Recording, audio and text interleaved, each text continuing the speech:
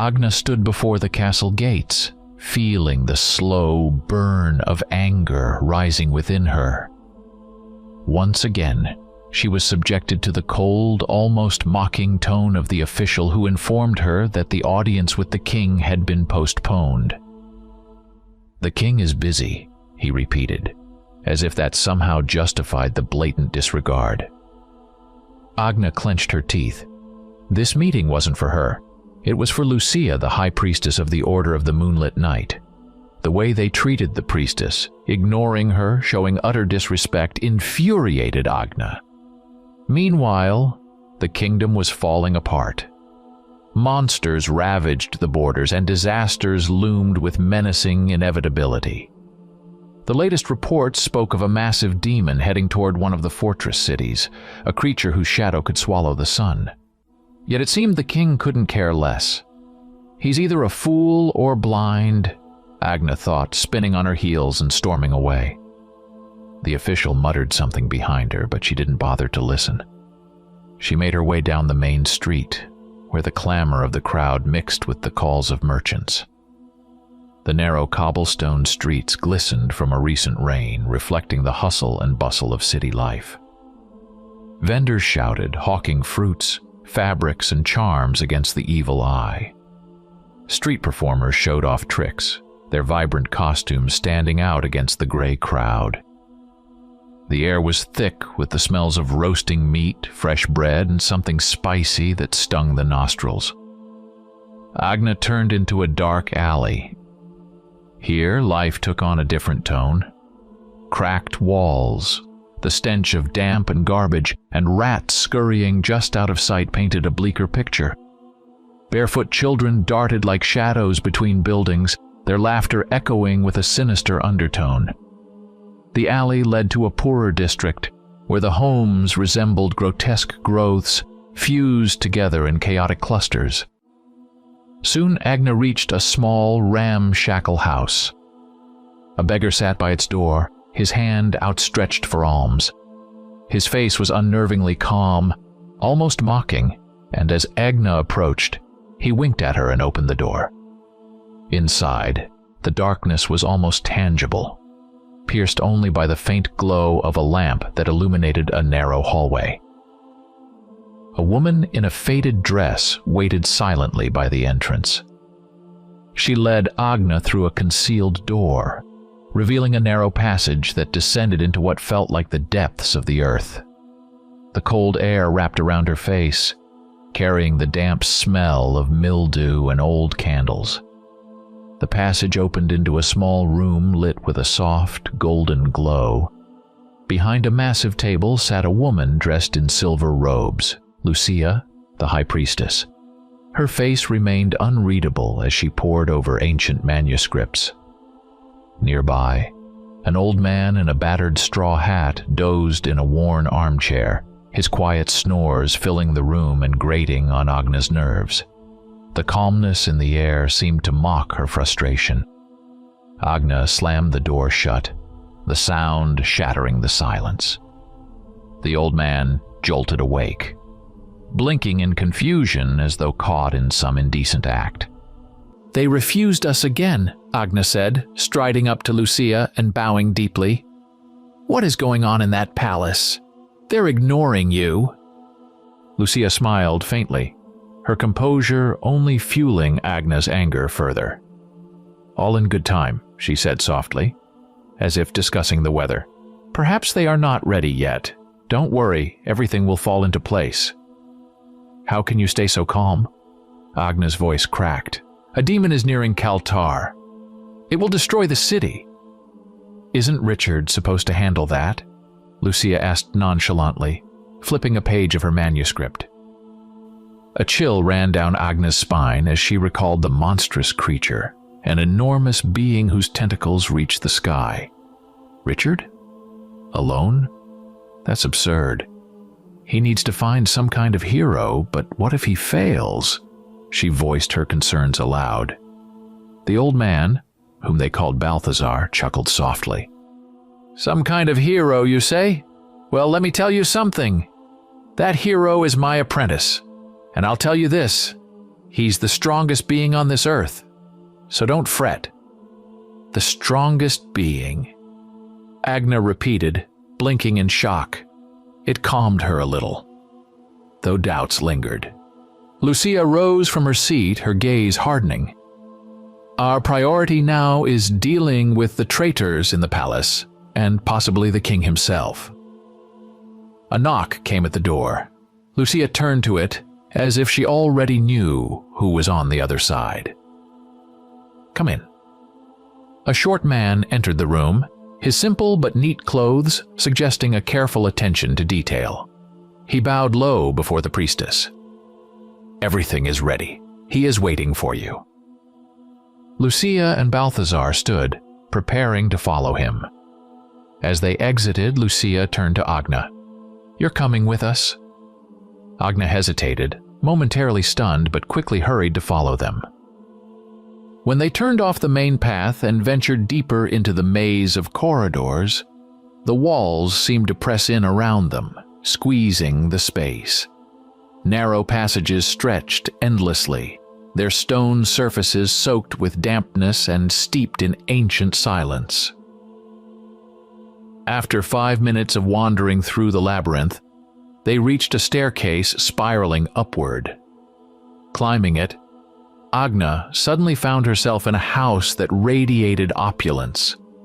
The high ceilings were adorned with intricate plasterwork, depicting intertwined scenes of hunting and paradise birds. Massive gilded chandeliers hung down, their crystal prisms scattering rainbow reflections across walls draped in dark green velvet.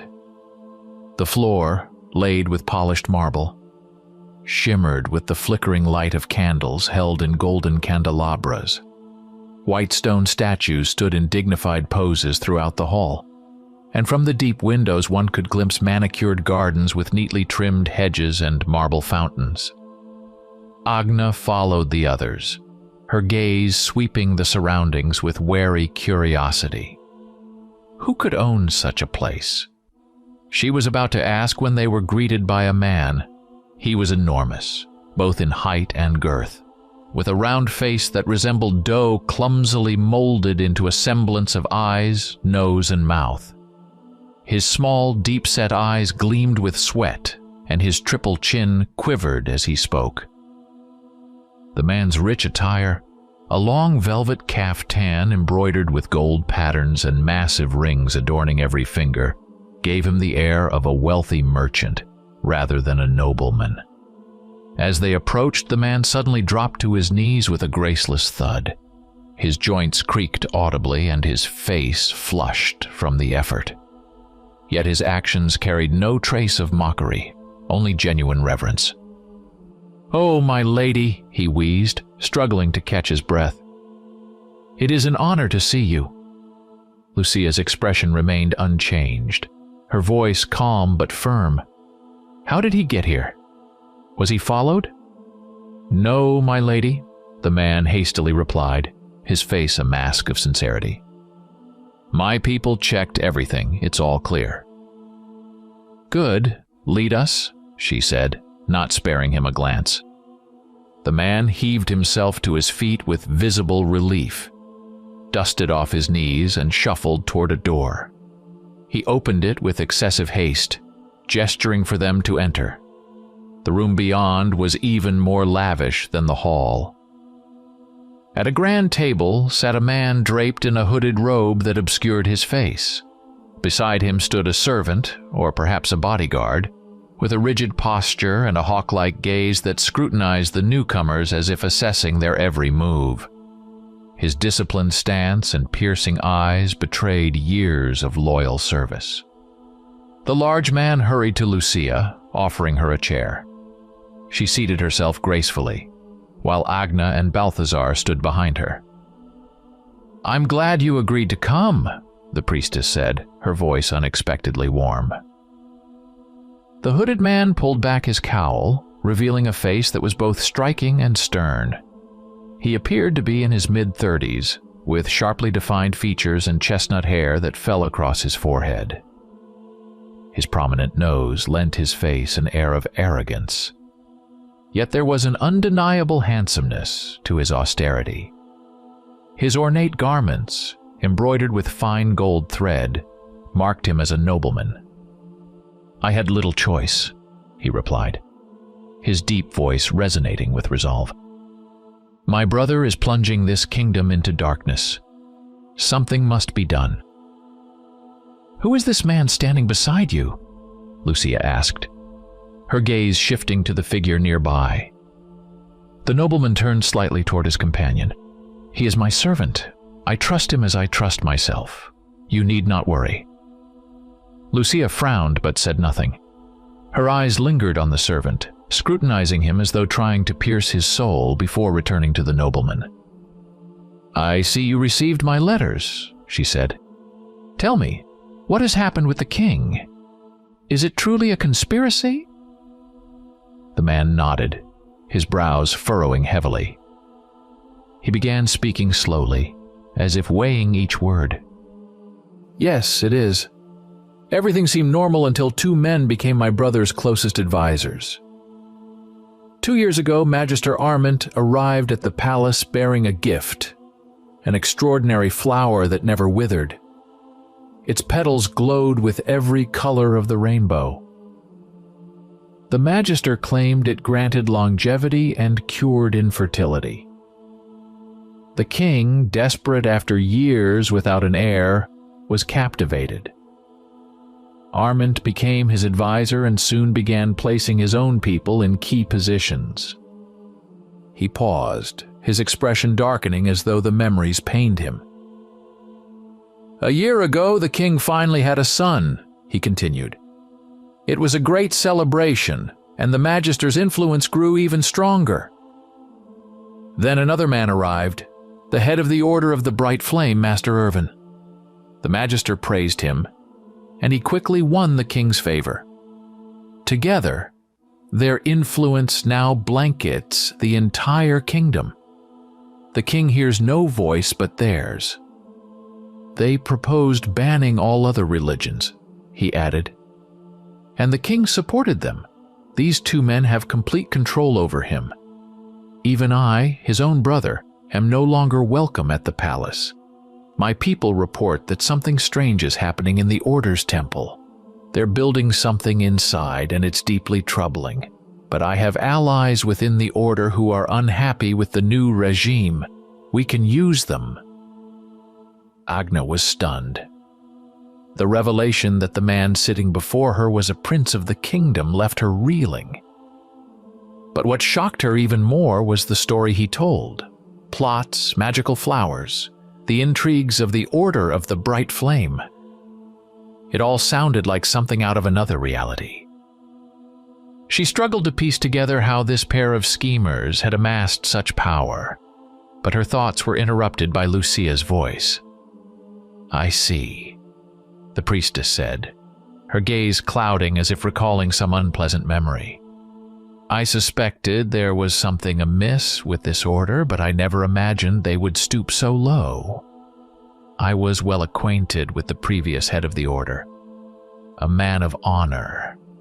His death. It always seemed suspicious to me. Now everything begins to make sense." Agna noticed the prince tense slightly at the mention of the former leader. He nodded faintly but said nothing. Then, after a moment, he added, "We have to act. We need to prove to my brother that they're up to no good. One of my men, Cassian." The prince cast a glance at the man standing nearby. "Managed to infiltrate the temple where they're constructing. Something strange is happening there. You need to see it with your own eyes." Lucia turned her scrutinizing gaze on the prince's servant, her look heavy as though she were seeing more than just a man. Agna saw the priestess frown slightly before replying. "For now we will wait. My priority is to speak with the king directly. The audience must happen, even if we must bide our time." Balthazar, who had been silent in the shadows until now, leaned closer to Lucia and murmured something in her ear. Agna caught only fragments, but they were clear enough. Our people also report something unusual happening at the temple. Perhaps we should head there directly? Just say the word and I'll take care of them, quickly and quietly. Lucia cast an irritated glance at the old man, but kept her tone composed. I know, but that doesn't mean we can charge in recklessly. You, Balthazar, may be powerful, but they have more than warriors on their side. The mages of the tower are with them. We cannot afford such risks. Balthazar snorted, clearly unimpressed, as if mages and soldiers were mere nuisances to him. Agna noticed how differently he interacted with Lucia, sometimes deferential, as if before a goddess, and at other times overly familiar, like an old friend. What tied them together? What past did they share? She tried to guess, but the answers eluded her. Lucia rose from her chair, her silver robes glinting softly in the light. She turned to the prince and said, "After I meet with the king, I will inform you of my decision." The prince nodded, his expression serious and focused. As they left the house, Agna followed, her mind swirling with fragments of what she had heard. She struggled to piece together the larger picture. What was happening in the kingdom? Why the king was blind to the looming catastrophe? And what secrets lay hidden in the depths of the bright flames temple? When they returned to their refuge, Agna felt exhausted. But more than that, she was anxious. She knew that the events ahead would change everything. The next day, something unexpected happened. Agna had barely woken up when there was a knock at the door. A messenger, a young man in simple yet tidy clothes, delivered a brief message. The audience would take place after lunch. The priestess seemed unsurprised, her face calm as though she had anticipated this outcome. Agna, on the other hand, felt a flicker of unease. After everything she had learned about the palace conspirators, the invitation seemed far too convenient. The morning passed in a blur, and soon they began preparing for the meeting. Their escort arrived, the very same court official who had repeatedly denied them in the past. His arrogant face was as unyielding as stone, and his cold gaze irritated Agna. When their eyes met, they exchanged grim looks, neither saying a word. The procession headed toward the castle. The official walked ahead, his back straight, his movements precise, like a soldier's. Behind him was Lucia, her silver robes gliding soundlessly. Balthazar followed, leaning on his cane, his casual gaze taking in the surroundings with apparent disinterest. Agna brought up the rear, constantly glancing around. Despite being a count's daughter, the scale of such grandeur still left her awestruck. As they approached the castle, its magnificence took her breath away. The towering gates of black iron were intricately carved with depictions of dragons and suns. They opened slowly with a deep groan, revealing a courtyard paved with white marble. At the base of the grand staircase leading to the main doors, guards in gleaming armor stood motionless like statues. Stepping inside, Agna paused, momentarily overwhelmed by the splendor. The high ceiling of the main hall soared above them, covered in elaborate plasterwork depicting scenes from the kingdom's ancient history. Between white marble columns stood colossal statues of past heroes, each gazing down at the newcomers with silent grandeur. The floor was covered in deep crimson carpets embroidered with golden patterns. On either side of the hall, massive stained glass windows let in streams of multicolored light, bathing the room in a soft, radiant glow. They were led through the hall to wide doors that opened deeper into the palace. The official strode ahead with icy dignity, as though asserting his ownership of the space. Lucia moved gracefully, her composure lending Agna a measure of confidence, though unease still gnawed at her. Balthazar appeared almost indifferent, yet his eyes gleamed with a hidden curiosity, as if he were awaiting something significant. Agna, on the other hand, was hyper-aware of every sound and movement, half expecting the conspirators to appear at any moment. After passing through several corridors, adorned with enormous paintings in gilded frames, they stopped before a door leading to the audience chamber. The door was massive, made of dark wood inlaid with silver. The official raised his hand, knocked 3 times, then pushed it open. As they entered the hall, Agna involuntarily held her breath. The space was immense, every step echoing off the vaulted ceiling high above. Massive columns carved with motifs of flames and ancient crests lined the walls like silent sentinels. Huge, stained glass windows filtered sunlight into brilliant reds, golds, and blues that painted intricate patterns on the marble floor, where tapestries depicted scenes from the kingdom's epic legends. At the far end of the hall loomed the throne, a masterpiece of craftsmanship. Made from dark wood inlaid with silver and precious stones, it embodied power and majesty. Seated upon it was a man in his mid-40s. The king had an imposing presence.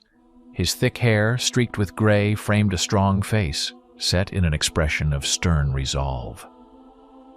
His steel-gray eyes, cold as a winter sky, surveyed the approaching party without a trace of warmth. Agna remembered him. She had seen him as a child, attending a vassal meeting with her father. Back then, the king had seemed less severe, though even then his aura inspired awe. Now, despite finally having an heir, his gaze was even more severe, his features chiseled from stone. Beside him stood 2 men. One, dressed in gold-embroidered robes, was an older man with a neatly trimmed beard. His face exuded friendliness, and his eyes sparkled with a disarming warmth, as though greeting old friends. This was Master Irvin, head of the Order of the Bright Flame. He seemed almost jovial, but there was something unnervingly rehearsed in his cheerfulness. The other man was a stark contrast. His long, white beard fell almost to the floor, and his dark blue robes embroidered with silver gave him an air of foreboding. His icy gaze and lips curled in contempt betrayed his disdain for the newcomers. This was Magister Arminth, one of the men they suspected of orchestrating the conspiracy. Lining the walls were soldiers, forming an intimidating ring of security. Among them were not only the palace guards, clad in armor that gleamed under the sunlight, but also the Dawn Wardens, the elite knights of the Order of the Bright Flame. Their crimson cloaks and stern expressions made them almost indistinguishable from the statues they stood beside.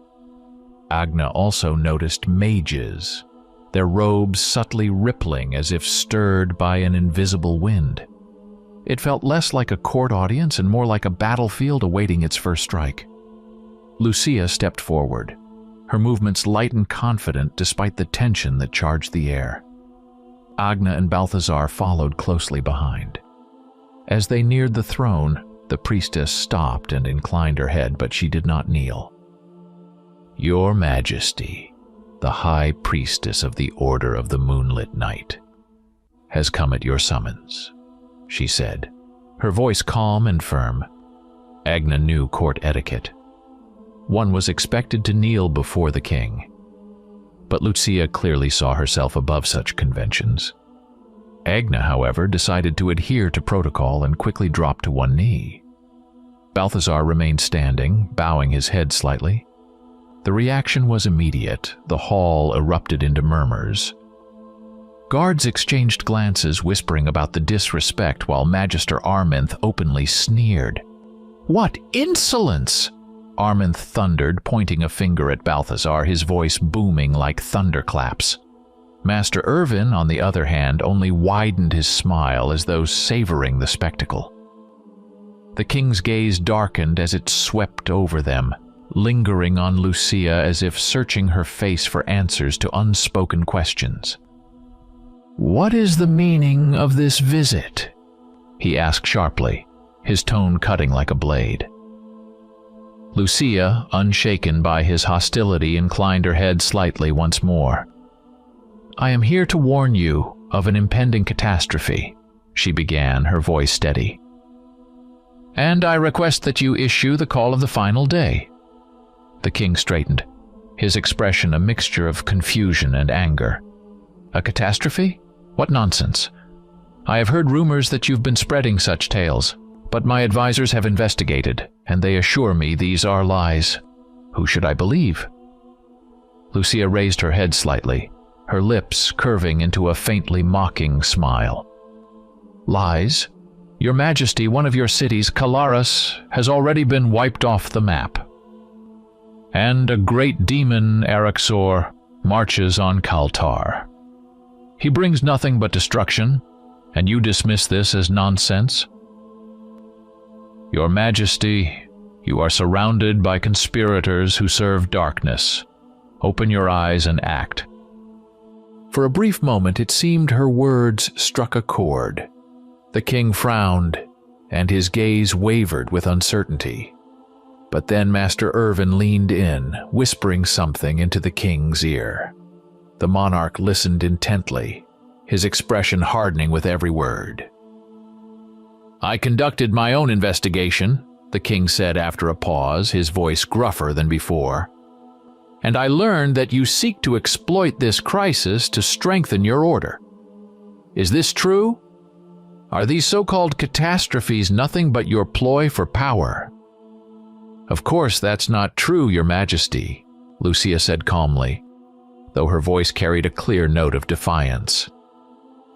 "I have lived for 2 centuries, and in all that time I have shown neither a hint of treachery nor a thirst for power. I have always supported your ancestors, helping them to strengthen this kingdom, and they always treated me and my order with respect. So, Your Majesty, I urge you to listen to me. You are being manipulated." The king listened, his expression tense and unmoving. At last he spoke.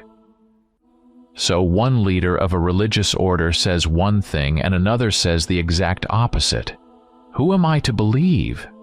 The one who has proven their loyalty through action, or you, who have returned after so many years and show me not even a shred of proper respect? I have always thought your order held too much power. I told my father as much in my youth, but he would not listen. I have nothing more to add. But mark my words, change is coming. You are dismissed." Lucia merely smiled, bowing without another word. Agna, however, felt rage boiling inside her. What a fool this king is. Can he not see he's being manipulated? Does he not realize the conspirators are already close to succeeding? She clenched her fists, ready to speak, but Balthazar had already turned to leave. His face was impassive, but his steps were firm, as if he already knew the outcome would be different. As she left, Lucia threw out a final remark. "If you want to know the truth, just visit Calaras. Then everything will become clear." Under the mocking and suspicious gazes of those present, they exited the hall. Agna could feel the air in the palace growing heavier, as though every particle was thick with distrust and the promise of hidden danger. On the way back, Agna felt as though she might burst. She struggled to contain the storm of emotion surging through her, but her thoughts swirled uncontrollably. Evil is already here. It's at the doorstep, and those who should be fighting it are instead focused only on their own power. The king, instead of uniting his people, drifts further from the truth, mired in suspicion. How absurd! How can he be so blind when the stakes are so high? Anger and despair waged war within her. She felt an overwhelming urge to scream in frustration, but Lucia's calm, assured demeanor somehow grounded her. The priestess clearly knew what needed to be done, and that alone gave Agna a faint sense of stability. When they returned to their hideout, they were greeted by a servant. He was a thin man in a gray tunic, with soft features and a polite demeanor.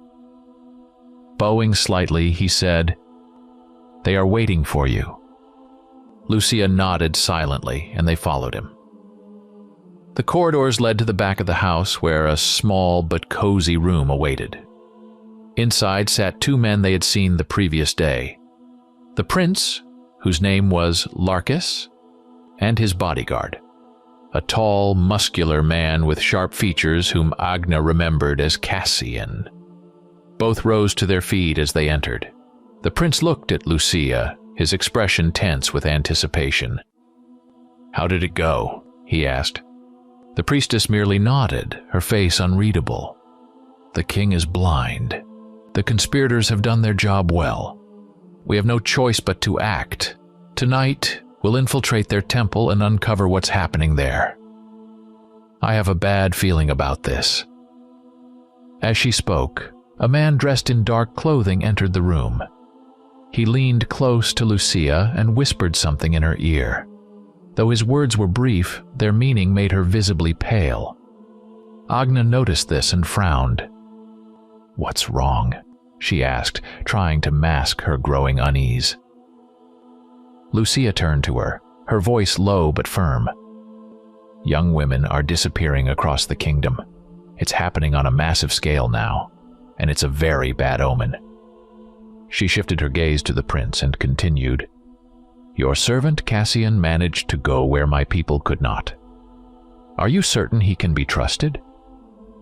The prince looked at his bodyguard, who stood beside him, and replied with unwavering confidence, "Yes, I would trust him with my life."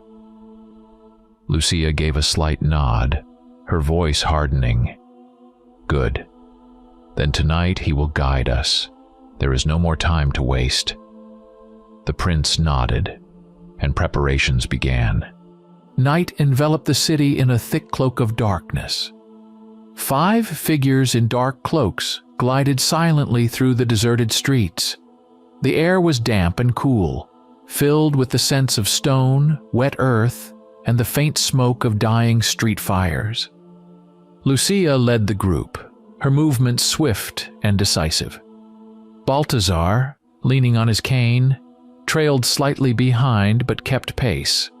The prince walked beside Cassian, who carefully monitored every turn.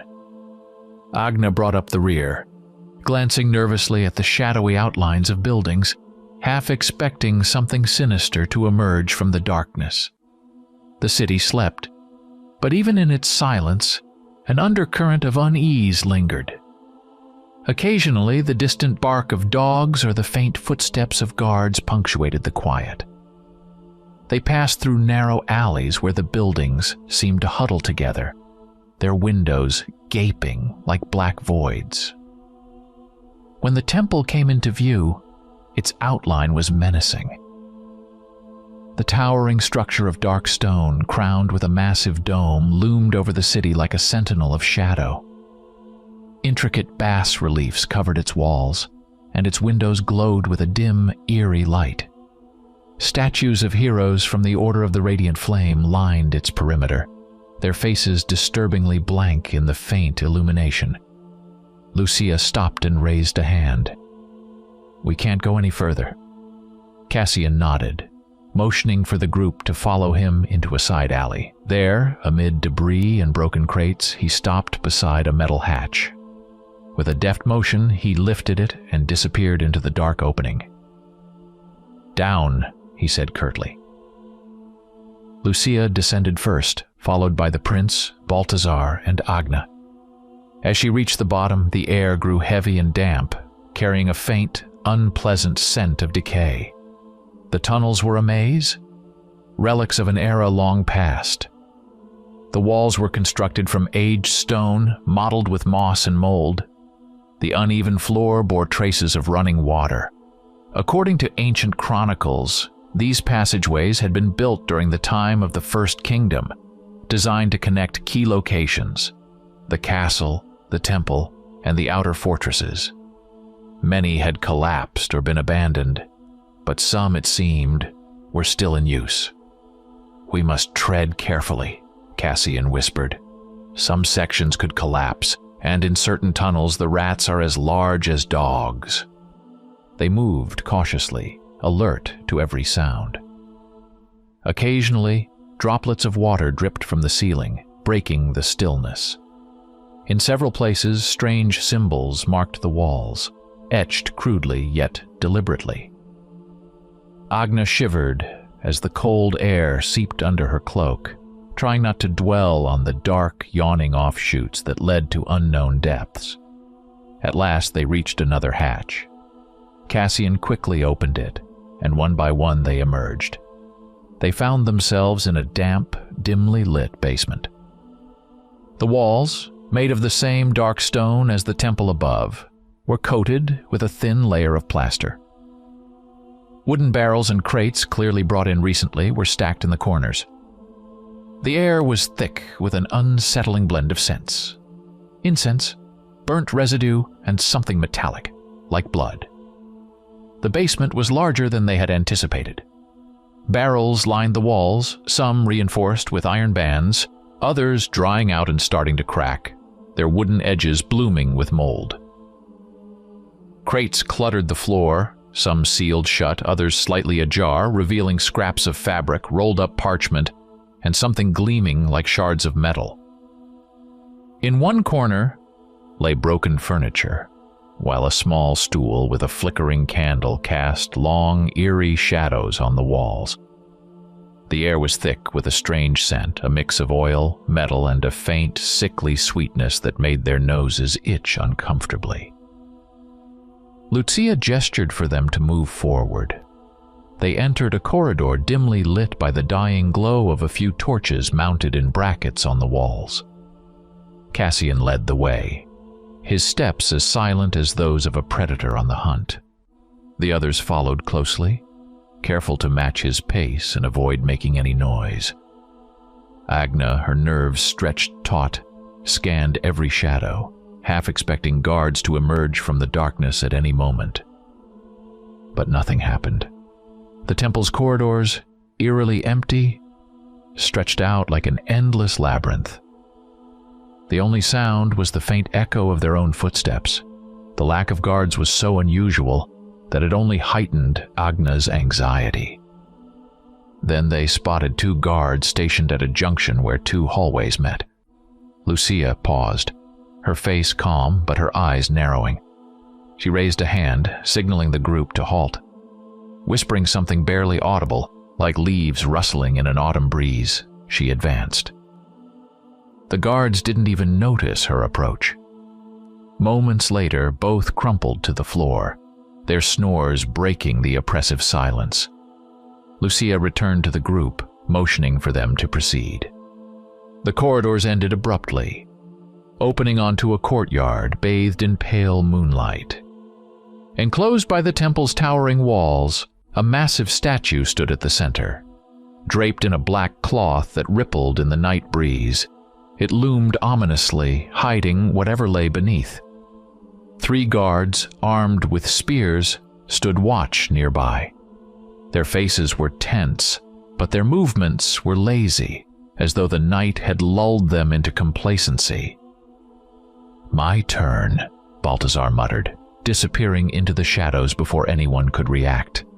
The next moments were a blur. Balthazar darted among the guards, his movements so quick that Agna could barely follow. One by one, the guards collapsed without so much as a cry, their bodies left motionless on the ground. Only the faint rise and fall of their chests showed they were alive, merely incapacitated. When it was over, Balthazar casually adjusted his cane and waved the others forward. Lucia approached the statue first, with Agna and the rest close behind. Gripping the edge of the cloth, the priestess gave it a firm tug.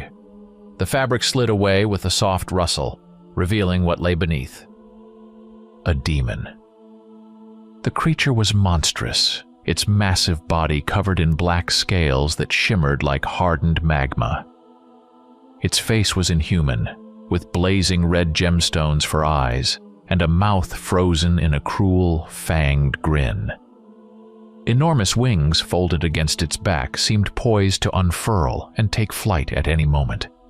In one clawed hand, the demon clutched a scepter, its tip engraved with a symbol of eternal night, an eye encircled by 7 stars. Lucia stared at the statue, her expression darkening. "So it's true," she said grimly. "They are trying to summon the eternal night." Agna's gaze snapped to her, her voice trembling.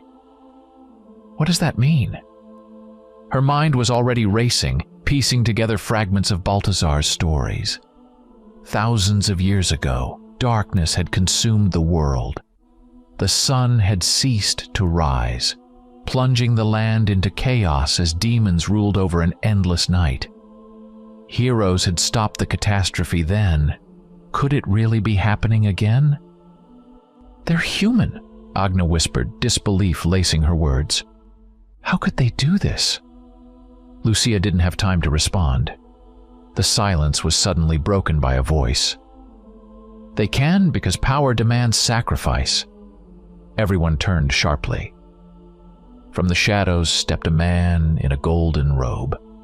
His face, old and lined with deep wrinkles, was illuminated by the faint light of the torches. His eyes, glinting like those of a serpent, shimmered with sly amusement and hidden triumph. A chill ran down Agna's spine as his gaze swept over the group, a cold, calculating smile curling his lips. Master Erwin, clad in his golden robes, stepped out of the shadows with his hands clasped behind his back. He began to circle them slowly, like a predator biding its time before striking. His movements were deliberate, almost theatrical, but his eyes, cold and sharp as blades, betrayed no mercy. Agna tensed, feeling an oppressive weight pressing down on her chest. She glanced around sharply, the nagging sense that something was amiss finally crystallizing. Is this a trap? The thought struck her like a thunderclap. Her eyes darted about, searching for Cassian, hoping to catch sight of him nearby. But he was nowhere to be found. Gone. The prince noticed too. His face turned pale, his gaze flitting across the square in rising panic. "Cassian, where are you?" he called out, his voice trembling with fear. From the shadows behind Erwin, a figure emerged. It was Cassian. He approached with measured steps, his hands folded before him, a serene yet mocking smile lighting his face. "Apologies, master," he said calmly. Agna felt the ground drop out from under her. "Traitor!" she shouted, anger eclipsing her fear. "I knew something was off about you." The prince, on the other hand, seemed frozen in disbelief. His glassy eyes fixed on Cassian as he barely managed to whisper, "Cassian, how could you?" Cassian merely shrugged, a smirk tugging at the corners of his mouth as he ignored his former liege. Lucia, though outwardly composed, spoke with a voice as firm as steel. "What do you want, Erwin? Why are you doing this? You know you're dooming all of humanity." Erwin stopped and turned toward her. His smile widened, his eyes glittering with the satisfaction of a man who held secrets no one else could grasp. "Why?" he repeated, as if savoring the question. "I'll tell you." He began to circle them again, keeping a calculated distance, as though relishing the moment. "It's simple," he continued. "I've seen the power of this god. I've witnessed what he can do. When a small dog confronts a dragon, what can it do? Bark? No, it bows. You think you can defeat him? How naive. Our gods are dead. You know this, yet you cling to your delusions. Only he remains, and he promised to spare humanity. There will simply be a new order. Those who aid him now will rule this world." Lucia's gaze burned with cold fire. "You're a fool," she said, her voice low and menacing. "Those who serve Sharak lose their humanity. Remember the Crimson Sea? That god devoured thousands of his followers, consuming their energy. One world isn't enough for him. He'll use you as pawns to invade others. Can't you see that?" Erwin chuckled, shaking his head as if her words amused him. "Just words," he said calmly. "If you had seen what I've seen, you wouldn't speak this way." Lucia seemed to lose patience. She raised her hand, intending to summon magic, but nothing happened. Her eyes widened in shock. What's going on?" Balthazar, standing nearby, tried to move, only to find his body bound by invisible chains. He struggled to take a step, but it was futile. Erwin laughed, the sound echoing like a death knell. "Don't you understand? It's a trap. I've spent a long time figuring out how to capture you," he said, pointing at Lucia. "And your loyal knight." His gaze settled on Balthazar, laced with subtle mockery. "The god himself showed me how. And now that you're here, I can finally act." He muttered something in an unfamiliar tongue. And at that moment, a magical circle ignited beneath their feet. Symbols glowed with an ominous red light surrounding them. The energy pressed down on them, pinning them in place. Lucia cried out as she felt her magic being drained from her very core. Balthazar gritted his teeth, straining to resist, but the circle only grew stronger. Agna watched in horror, realizing they had walked straight into a trap, like children. Erwin observed their struggles with evident pleasure. "It's over," he said, gesturing with a flourish. People began to emerge into the square. Guards, members of the Order, mages, all those Agna had glimpsed in the corridors earlier. One of them approached her, raising a hand.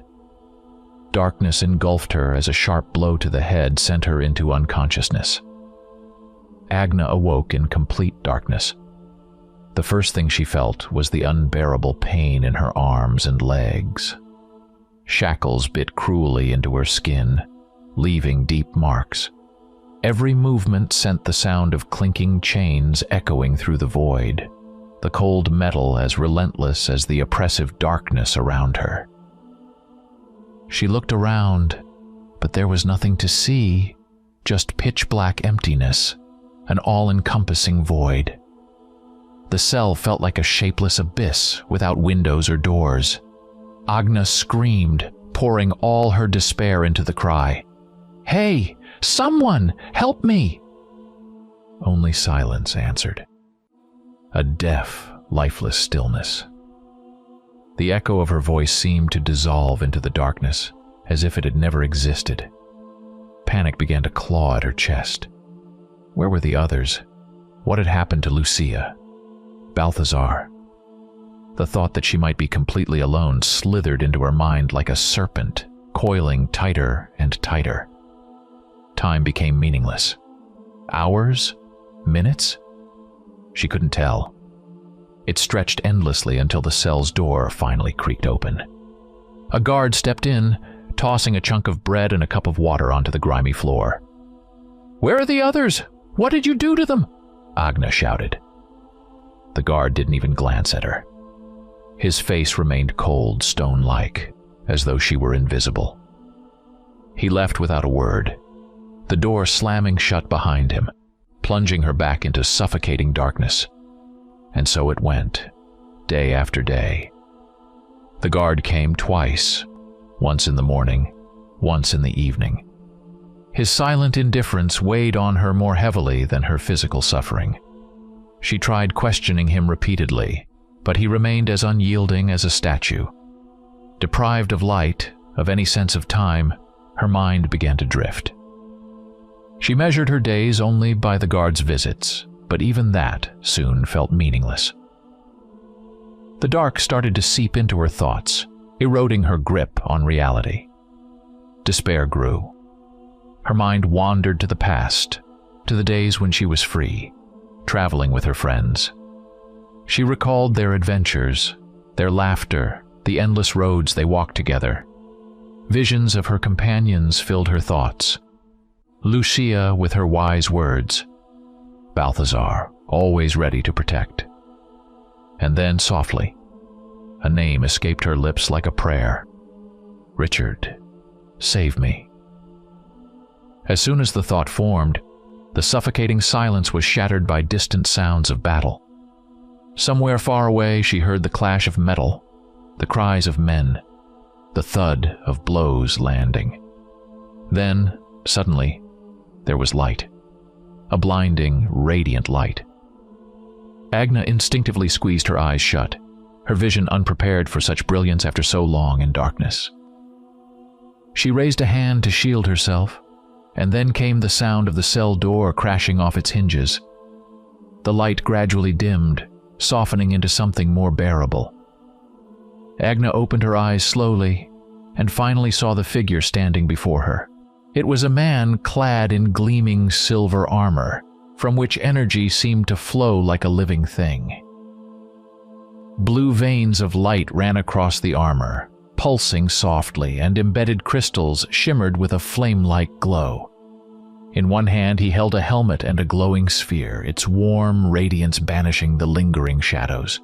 In the other he gripped a sword, its blade slick with some strange, luminous liquid that dripped to the ground. His face was youthful and strikingly handsome, yet imbued with strength and determination. He stood with a presence so commanding, it was as if he had stepped out of the pages of an ancient legend. "How are you, Agna?" he asked, his voice deep yet gentle. Agna stared at him, her mind warring with disbelief. Finally, the trembling words broke free from her lips. "You, Richard?" The day was drawing to a close, painting the sky in soft shades of crimson and gold. Richard, Lance, and Finn had finally reached the kingdom's capital, the city of Eldrian. The city stood like a mighty fortress, framed by towering walls that seemed to scrape the heavens. Eldrian's grandeur proclaimed its power and wealth, but even beyond these walls, life pulsed vibrantly. People had begun to settle outside the city's perimeter, scattering their homes, shops, and markets along the roads leading to the capital. Richard stopped at the forest edge, where the trees still concealed them from prying eyes. "We go on foot from here," he said, pulling back his hood and glancing at Finn. Enzio and Fury, the two massive beasts accompanying them, were left behind in the woods. These colossal creatures would have drawn far too much unwanted attention.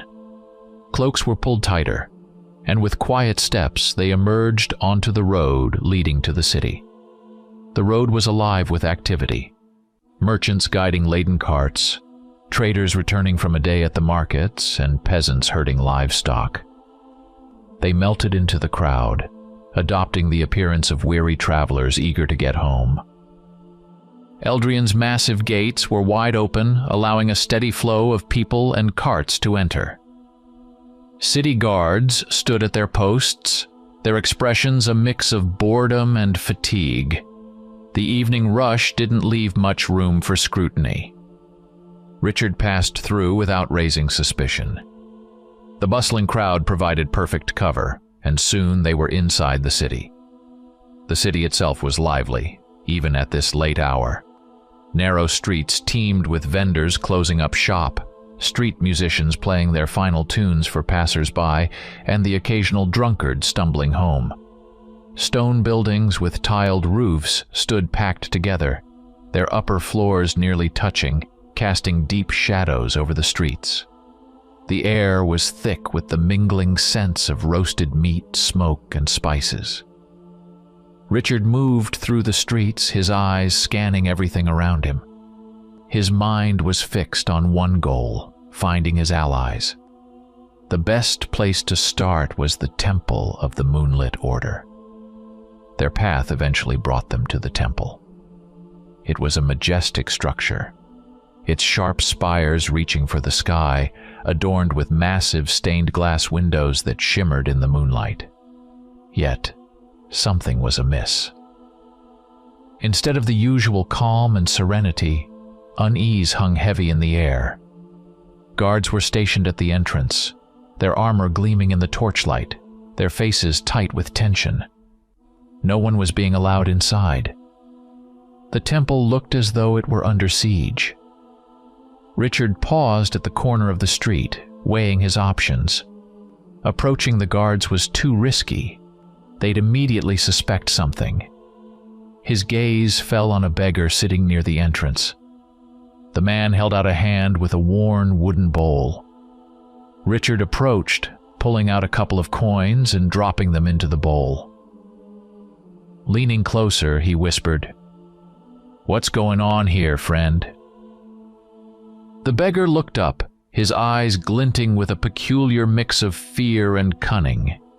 He glanced around to ensure no one was listening before whispering back, "The temple's under arrest, and the high priestess has been thrown in prison. The whole city's talking about it. They'll stand trial tomorrow." The words sent a jolt through Richard. Anxiety flared within him. What happened? How did it come to this? The beggar, noticing his reaction, narrowed his eyes. "Who are you? Why do you care?" Richard frowned slightly but didn't respond in time. The beggar muttered under his breath, "Could it be you're the Moon Warrior? The one the mistress found?" "Moon Warrior?" Richard scratched his head, puzzled by the title. He'd never heard himself called that before. Then, with a more serious tone, he asked, "Are you with the Order?" The beggar's eyes darted around nervously before he gave a brief nod. "Follow me." He stood, and despite his ragged appearance, moved with a surprising confidence.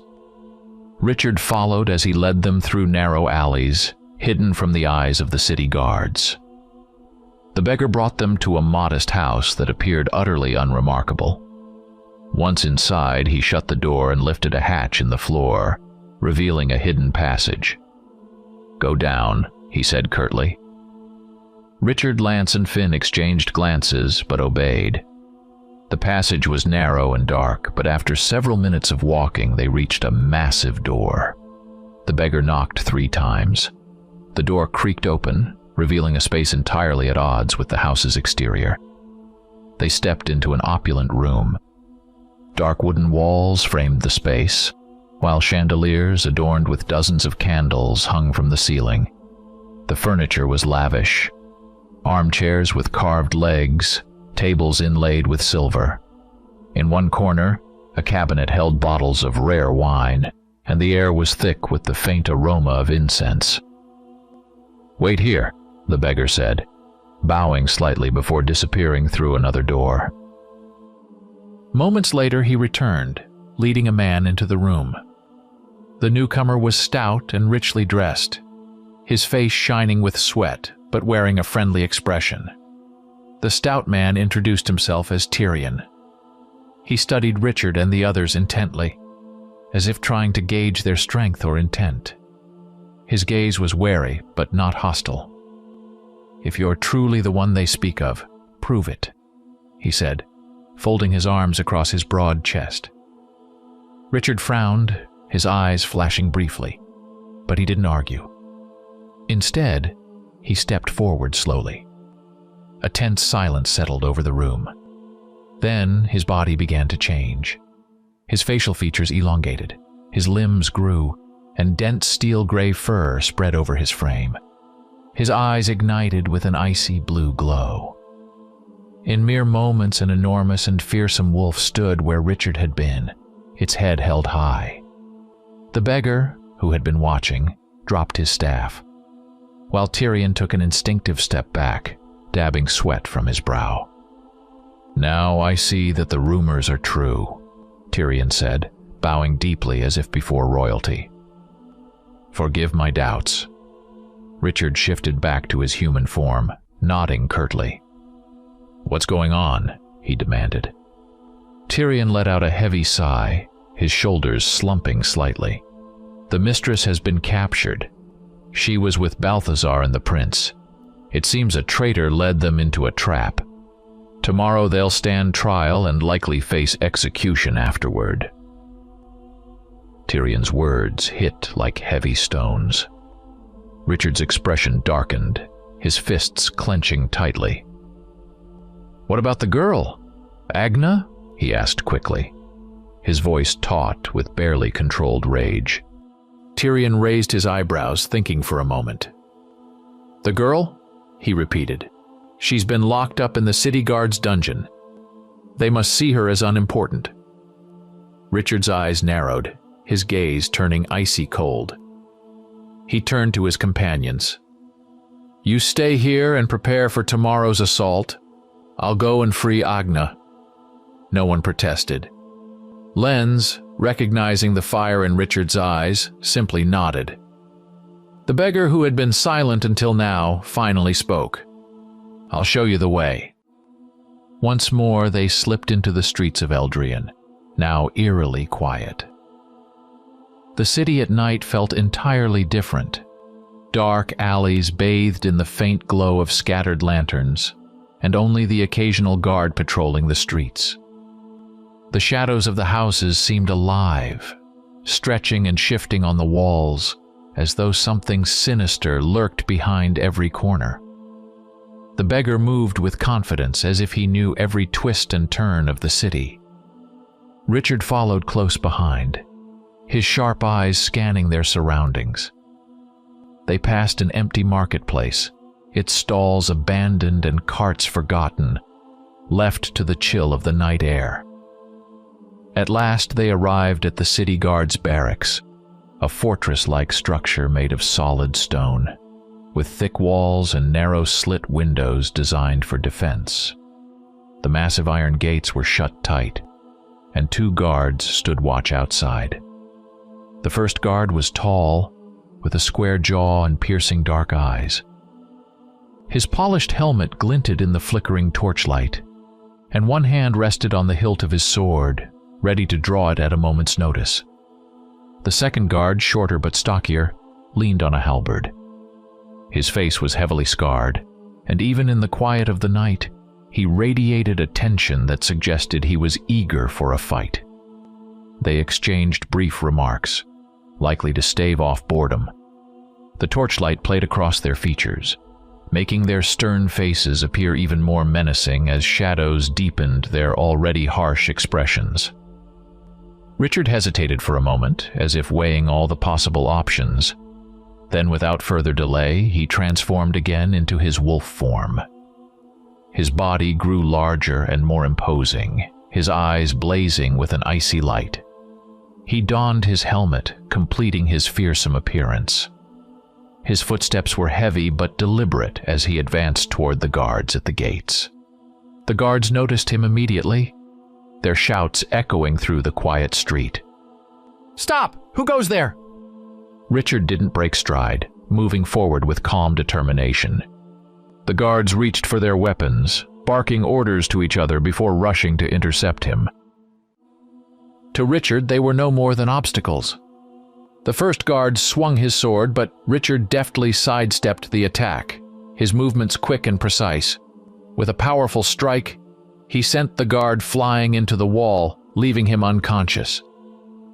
The second guard tried to flank him, but Richard turned and hurled him after his companion with effortless strength. Without missing a beat, Richard raised a clawed hand and slashed through the gate's hinges. The massive iron gates fell with a thunderous crash, the sound reverberating through the barracks like a roll of thunder, announcing his presence to everyone inside. The commotion immediately roused the remaining guards.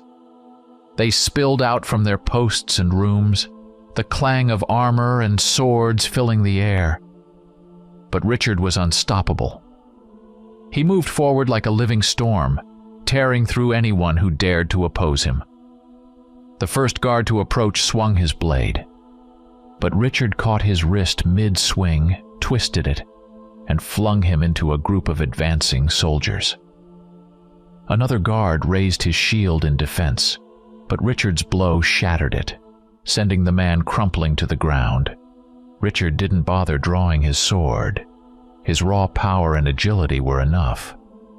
He dodged, struck, and dispatched each opponent with inhuman precision. The walls of the barracks seemed to tremble under the weight of his fury. When the room was cleared, Richard grabbed one of the remaining guards by the neck and lifted him off the ground. "Where's the dungeon? Where's the girl?" he growled, his voice low and threatening. The guard choked and shook his head. I don't know." Without hesitation, Richard threw him against the wall, where he slumped unconscious. He turned to another guard, younger and trembling with fear. "Where's the dungeon?" Richard repeated, tightening his grip. "In the basement, through the southern corridor," the terrified guard stammered. "Lead the way," Richard ordered, shoving him forward. The young guard stumbled ahead, pointing the way. Along the path, more guards attempted to stop them, but none could hold back the force that was Richard. He was a relentless battering ram, crashing through anyone who dared to stand in his way. Finally, they descended into the basement. At the end of the dimly lit corridor stood a massive iron door. Before it sat a man clad in the distinctive armor of the Dawn Wardens. His massive frame exuded confidence, and his relaxed posture suggested he believed no threat could penetrate this deep. As Richard approached, the figure stood, revealing a face that was all too familiar. It was Gareth. Once they had been close friends, but betrayal had severed their bond. Gareth's hand went to his sword as recognition dawned on him. Richard shifted back to his human form, removing his helmet with a cold smirk. "You," Gareth managed to say, his voice laden with disbelief. "Good to see you remember me, old friend," Richard said, drawing his sword. "How?" Gareth asked, his voice trembling. "How are you alive?"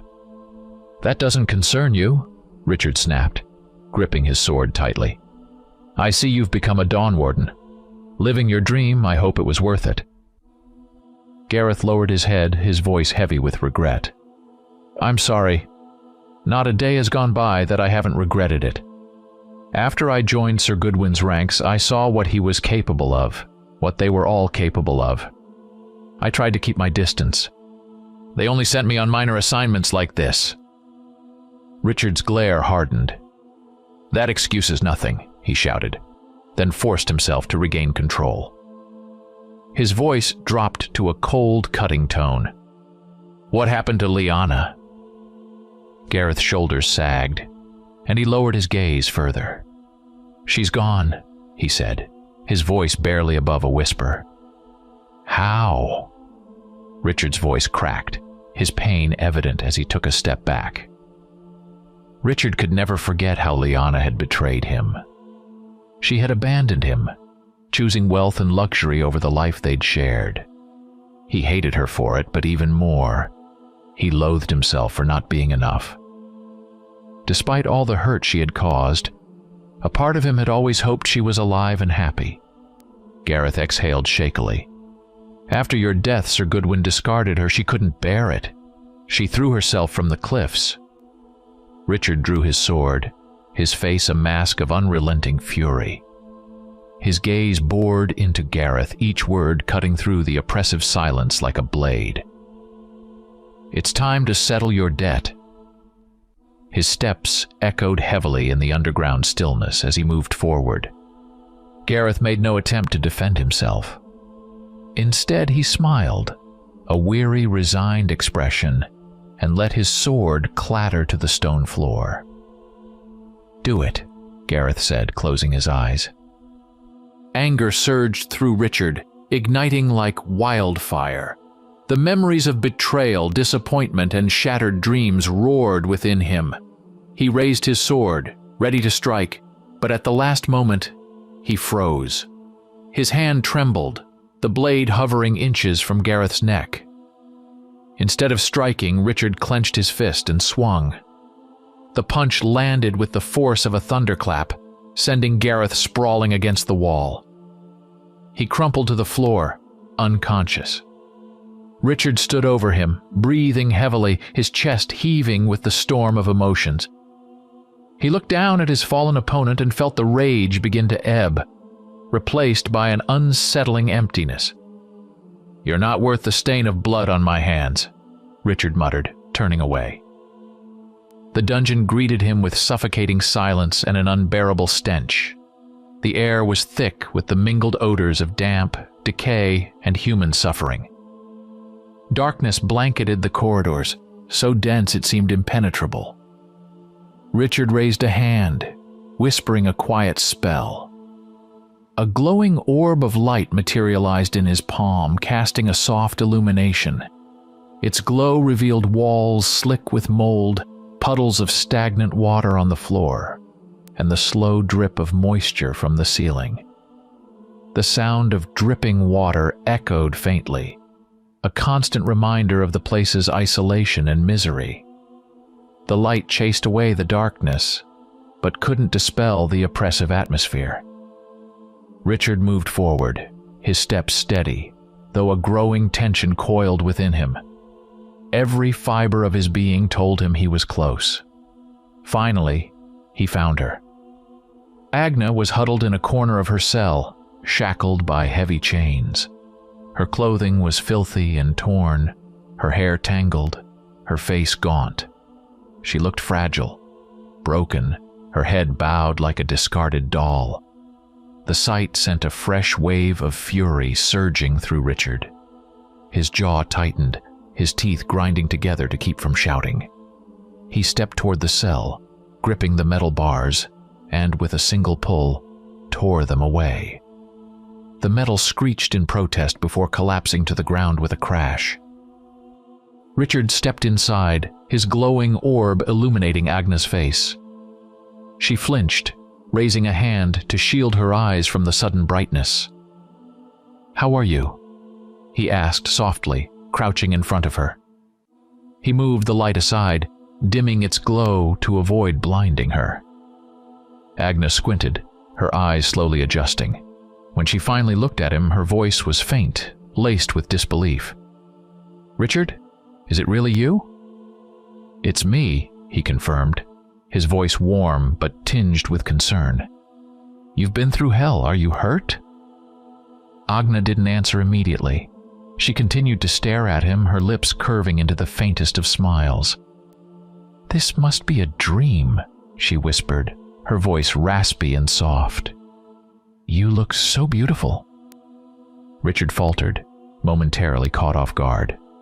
He looked away briefly, composing himself. "A dream?"